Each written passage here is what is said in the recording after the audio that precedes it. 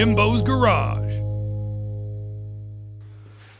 Good afternoon, everyone. Welcome back to Jimbo's Garage. Well, I'm about to start a series on gates. I've got about 6 gates that I need to make consecutively here over the next 5 or 6 weeks. Big double gates, small double gates, 2 or 3 different man gates, all of which are all unique, all different in their own certain ways. They all look a little bit different. I'm also going to be including some of the installation. I know a lot of you guys out there have been asking, hey, we want to see the installation videos, see how that's done. So I'm going to try to show some of that as well. For today's video though, we're going to be making what a surprise, a man gate. This one's going to have a radius top on it. It's going to have a cake plate on the bottom, a little bit of decor on the top. Let's get started on the first of many gate projects. All right, I'd like to take a moment to thank today's sponsor, which is metalsupermarkets.com. They've got over 80 locations across North America, offering up a wide variety of metal types, shapes, sizes, and grades. From steel, aluminum, cold rolled, hot rolled, galvanized alloys, brass, bronze, copper, and a whole lot more. Check them out at metalsupermarkets.com for a location near you. All right, let's get back to today's video. Yeah, this is going to be the first of quite a few gates here in a row. But the goal here is to just show you guys the basics and how I do my gates. Now you might notice that I'm operating off of a brand new Evolution 15-inch metal cutting chop saw. My slugger, after several years and several thousand cuts, just seen its last day, and this is something new here in the shop. So we're starting with some 2-inch square tube, and this is 0.63 wall thickness. This is what I normally use in most of the gates that I build. That seems to be, it makes them, excuse me, a little bit lightweight. Lighter weight, I should say, and plenty strong for the application that we're using. These happen to be the posts on either side of the gate. Cutting off some end caps right here. This is what I like to do. What I like to do is put an end cap on the top of each post. That keeps it, keeps it somewhat watertight, and I leave the bottom open. For several reasons. When I'm mounting the gate, you'll see that there'll be some holes in it, and putting the bolts into the surface I'm mounting to, sometimes you drop a washer or a bolt and they fall through the bottom there. That works out pretty good. And like everything I do, and I'm just sanding everything down with the flap disc right here. All my abrasives are provided by Mercer Tools, and I like to start off with like a 60 grit, and then I'll come back with either the sanding block right here, or a non-woven pad, or sometimes even 120 grit flap disc. And here's what I'm talking about right here. I drill a hole through there. It's 1 1/8 inches, and just go all the way through, and then finish that up with a 3/8 through the other side. And I've got a screw anchor that's 3/8 inch in diameter, and that's what I use to attach to the wall or the surface I'm using. And then that little plastic plug goes in there and plugs that hole. I found that works out pretty good, and I've been using that here for the last year. It's a pretty good method. Now this one here, I've got 3 holes per post. Sometimes you can get away with 2 depending on the weight of the gate. This is a fairly lightweight gate, but in this application, the situation that I have, I wanted to put 3 bolt holes in this set of posts. And that's what they look like when they're all done. And of course, there are going to be some black caps in there, and of course, ultimately the posts will be painted. Here's a good example of the new 15-inch. I get a lot of people ask me, why do you put a backing plate or a backing piece of tubing in the back side cut in the 45s? Well, I do that because if I bring the blade all the way down, it's really has a hard time cutting the way you adjust that 45. It doesn't really cut all the way through, so I like to space that out a little bit. All right, so we're operating off the HTP ProPulse 220 MTS right here, and you can see I've just got everything squared up with my table dogs and fastened down with the fixture clamps. And it's just the same procedure that I follow most of the time. It just makes it so much easier and so much faster.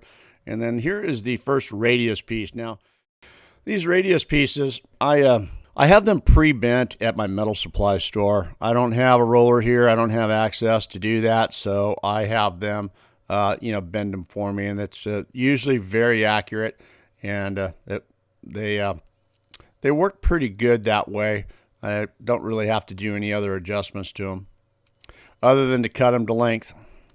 And sometimes these angles, well, as you can imagine, the radius comes in, so it's not a 45, so the angles are always different, and this is why I'm having to use my my cutoff wheel right here, because I can't get this in the cutoff saw, so a cutoff wheel is the way to go. Once you make your marks and mark it around, then just cut it all the way through. And then they fit in just like that. Any other adjustments, sometimes they don't fit perfectly. You might be able to see a little bit of a gap right there, but that's okay. We're just going to come in here and stitch weld this down, fill that gap in, and right down the gut right there. And that's pretty good. Now you might see I'm not welding all the way through. And the reason for that is it's on my welding table there, and I can't get right to the bottom. But when I do flip it over, I'll be able to catch that. Excuse me, I'm just trying to get over that little bit of a bug I had a couple of weeks ago. Now this is the second radius bar in there. This is where the decor piece is going to go, and I'm just cutting that thing through. These two radius pieces are exactly the same. I had two pieces cut exactly the same, and just drop it right in there. The dimension I need is about 5 1/8 inches apart right here, and that's what's going to make the decor piece go in. So that's where I've marked it, and that's where I'm welding it together. All right, so this is a kick plate the customer wanted at the very bottom. So I'm just going to go ahead and put this at the same amount of distance at the top at the bottom so it symmetrically looks proper. And I'm just getting that welded in. This is going to consist of some 14 gauge sheet metal, and that's going to go all the way across. So while I've got this on the right side up again, I'm just going ahead and I'm grinding down all the welds that I can. This will be on the outside and the top surface, and then when I flip it around, I'll be able to finish that up. And the idea of doing this prior to is when I flip it around, I have a nice flat surface to work with. So this is a 60 grit right here I'm starting out with, and those work pretty good for going around and just cutting these welds right down and sanding things up. All right, I'm over the plasma cutter, and this is the kick plate. It has just a couple quick little dimensions here, and put that into the computer and cut it out. The beauty of a plasma cutter. Any size, any shape you want. And just a couple of little tack welds in here, about every 6 inches apart, about 1 inch long. That's the way I'm doing it. It's probably more than enough, but making it look consistent and uniform. All right, so now for the decor piece right here. Of course, these come in 3 different lengths. These things here come in, I think they're 22, 36, and then 96. And of course, this is about 37 inches, and that didn't work, so I had to buy the big one right here. But nevertheless, I can use it maybe for something else down the road, the leftover piece. But for now, you can see I'm having to do a lot of adjustments here to make it fit in, to make it bend, to make it look right. Cutting and welding and shortening. I wanted to have the curl down on both sides on either end, plus make the radius in here. So just heating things up, bending things around, cutting and welding things together to make everything look right and fit in. Now you might want to ask, why are you using a propane torch here for this when I could have used my acetylene torch? Well, that's by the time I'd go get in the other garage, get it out here, set it up, put the rosebud on, do all that stuff. I could have just had it done with the propane torch. Took a little bit longer, but not that much longer. All right, so I'm over the Burr King, and I'm just kind of cleaning up the last of the pieces right here and cutting and shortening to make everything kind of fit in place. And I'm just going to weld this together like you see right here, and that kind of matches the way they did it. You can see all that grinding is from what they did when they assembled it, and then I'm kind of going to match that after I welded everything together. So you're never going to really be able to tell that anything was pieced together here. And fits in there just like that. I'm going to space it up a little bit with some spacers to be sure we get it in the center of the frame. and I'm just going to get some tack welds where I can, where it touches the frame top and bottom. All right, so this is some 1/8 inch by 3/4 inch flat bar stock, and this is what I'm going to be putting on the perimeter all the way around. This is what's going to retain the wood from the back side. It gives it a clean look when the wood is coming through there, and you'll see how I fasten that in. I've been doing that a lot lately, and I have had really good success with that. It also gives you an opportunity to replace the wood without having to cut any welds out, and you'll see more about that as we go along right here. All right, so these mag squares, you see me use these in the past videos. I really like these things. You can see what they're used for. What I use them for is it pulls everything nice and flush and keeps everything nice and tight and nice and flush, and that's the idea, to hold everything up. You want this flat bar stock to be flush with the frame on the outside. When you grind everything down, it looks proper and it looks the way it's supposed to. Making the radius top for this right here sometimes can be a little bit tricky depending on how tight the radius is. So for this right here, it's just cutting it about 3/4 of the way through and then taking it over to the vise and kind of hand forming and shaping the radius in there. You can see it take a little bit there, but it worked right in there, really nice. Using the mag squares, hold it nice and flush, hold it in tight with your hand right there, and then just tack everything in. On this one's a little bit different. I've got to weld up every one of the cuts that I had in there because I didn't want that to be seen from the front. So just kind of filling that in and then finishing off the welds in the front, and then I'm going to grind everything down nice and flat so it looks like it's all part of the same frame. Well, somewhat anyway. All right, so like I mentioned earlier, just going around with a 60 grit flap disc right here. This is a ceramic wheel. I find they work the best for me. Mercer offers up a wide variety of grits. I like the 60 right here. It works good for what I use it for. And then you see me changing grinders right here. I'm now going to 120 grit, and that takes out the surface scratches and kind of buffs everything up nice and clean. And a lot of times when I don't use this on smaller applications, I go with that non-woven pad or even a sanding block. Those sanding blocks work pretty good too for making everything nice and smooth. All right, so I'm attaching the hinges to the post right here. I've got a 3/8 spacer in there, and that's what I'm using. And these hinges here are weld-on hinges or bullet hinges. They're referred to as a couple of different things. I've been using those a lot lately. They work really good. What it does for me is no welding in the field. So I've got my posts. I can just mount my post to the surface, and then I can just drop the gate on. That's been working out pretty good.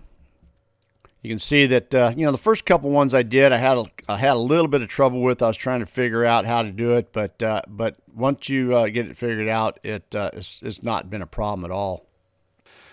Just requires a little bit of a weld on either side of the hinge pin here, and they slide in and off really easy. All right, so it's time for the latch. Now, what I'm explaining right here is there's a variety of different latches. This particular one is just a simple gate latch. The key here is which way is the gate going to swing and how is it going to open. You got to be sure you get the latch or the pin on the right side of what you're doing. You can see that this latch right here has been cut short on either side for a thin application, like to this 1-inch material. The other one was kind of wide. So I'm using this, you can see they've pre-cut these, the latch right here, so it's nice and narrow. It gives you a nice area to weld to on a thin surface right there. And then also the pin, you can see it's been cut short as well. One thing I wish that they would do, come up with eventually, is the pin always seems to be long with this long angle on it. You can see that it barely fits on. And this is a 2-inch square post. It barely fits on there. You see, I had to put a little gusset on the inside there just to give it a little bit more weld to be sure that it's not going to bust off here in the near future. And then I'm just cleaning things up right here. Yeah, pin's not going to go anywhere. And then just clean up the latch and then get some prime. Now this particular gate, I want you guys to listen, because I'll get comments saying, hey, you didn't prime it, you didn't seal it, you didn't paint it, what are you doing? This is the way the customer wanted it. He wanted me to prime it only, and he wanted the wood to be raw. He was going to take care of the priming or the painting or the staining, whatever he was going to do.